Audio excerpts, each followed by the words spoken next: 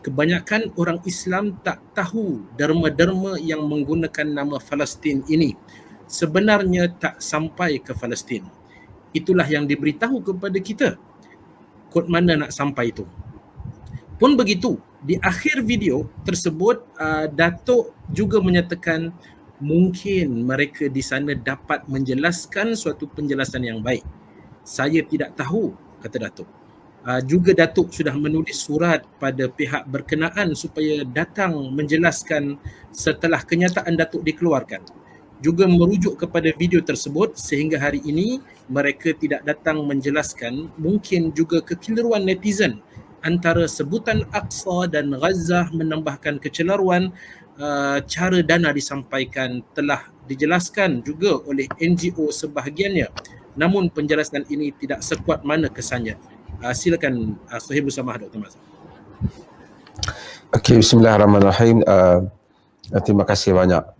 Pertama, sebelum saya jawab ini, kita kena tahu bahawasanya tanggungjawab kita terhadap negara-negara orang Islam ataupun umat Islam yang diserang jauh lebih besar daripada tanggungjawab derma sahaja. Tapi itu saja yang setakat ini yang kita mampu lakukan. Allah Subhanahu wa taala menyebut wa malakum la tuqatiluna fi sabilillah wal mustad'afina minar rijali wan nisa'i wal wildan alladhina yaquluna rabbana akhrijna min hadhihi alqaryati zalimi ahluha waj'al lana min ladunka waliya waj'al lana min ladunka nasira. Mengapa kamu tidak berperang pada jalan Allah? Sedangkan orang-orang yang tertindas daripada lelaki, daripada kanak-kanak,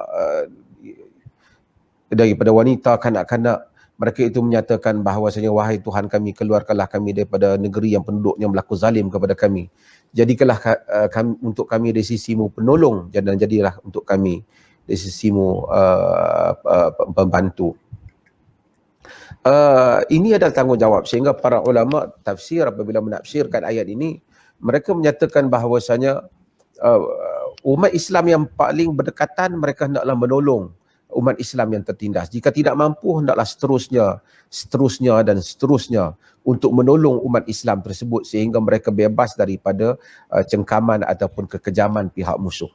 Dan ini disebut oleh Al-Jassas dalam Ahkamul Quran tentang bagaimana tanggungjawab untuk membela masyarakat Islam yang tertindas. Ini adalah perkara yang jelas. Sehingga kita selalu disebut dalam sejarah apabila Mu'tasim menulis surat kepada Rom, kepada Amuriyah, apabila wanita yang ditawan itu, dan Mu'tasim menyatakan min amdillahi Mu'tasim ila kalbi Rom, daripada hamba Allah Al-Mu'tasim kepada anjing Rom. Dia menyatakan apabila sampai surat ni pada kamu, hendaklah kamu membebaskannya. Jika kamu tak membebaskan wanita itu, sa'ujaridanna laka jaishi awaluha indaka wa akhiruha indi.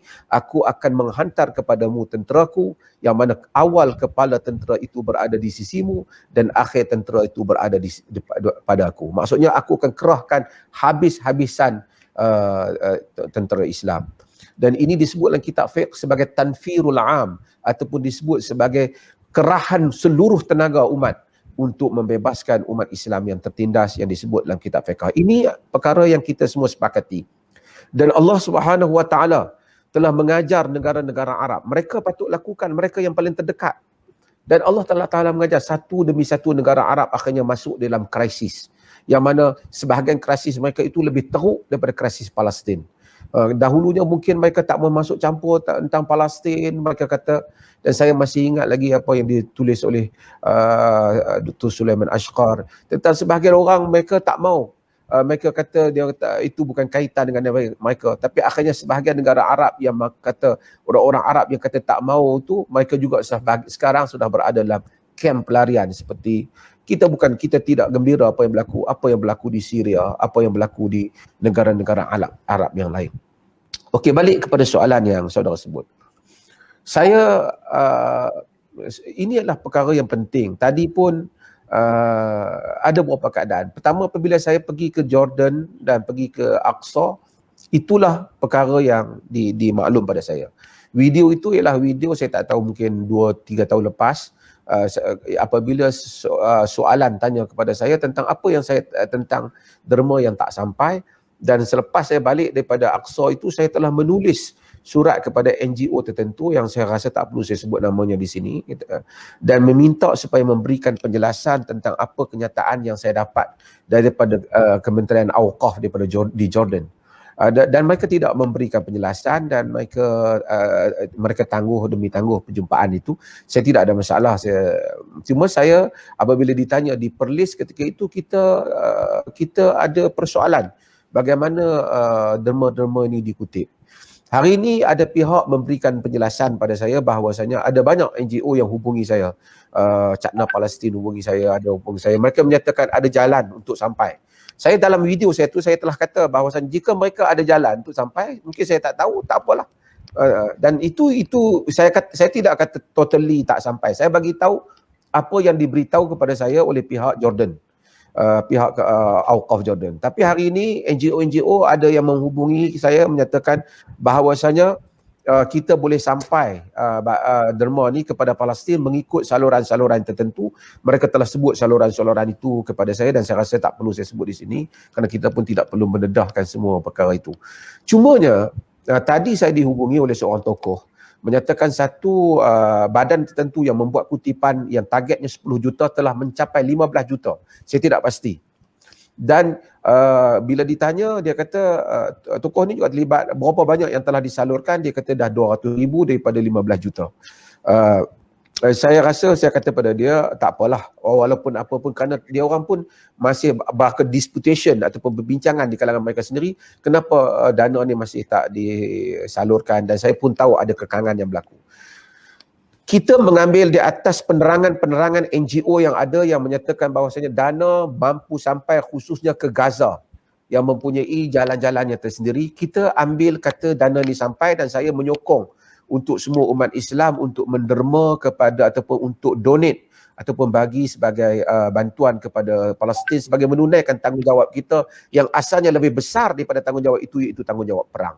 Tetapi dalam masa yang sama, saya ingin menasihati, ambil positif nasihat saya ini kepada NGO. Kalau kutipan itu sudah sampai berjuta-juta banyaknya ketika semangat orang Islam Malaysia sekarang ni, hendaklah kita benar-benar semuanya hendaklah begitu amanah. Saya tahu mereka amanah, tapi saya sekadar tazkirah. Kerana bila duit ni terlalu banyak, saya pun susah hati juga. Bila terlalu banyak nanti kemudian ada pula sekatan tak boleh sampai kerana dalam isu tertentu duit ini tertangguh. Saya bimbang nanti datang idea lain pula nak buat dengan duit ni dan seumpamanya. Ini duit yang diberikan pada rakyat Palestin, pastikan dia untuk rakyat Palestin. NGO yang ada di Malaysia, mereka saya tahu memang ada NGO, tapi pastikan kita tak menggunakan duit ini walaupun atas alasan pentadbiran dan apa, melainkan terlalu memerlukan sangat dengan kadar yang patut. Dan kerana ini saya nasihatkan hal ini, kerana saya pun ada NGO dan Dr. Rozaimi dan saudara-saudara sekalian, saya menyokong semua hasrat ini.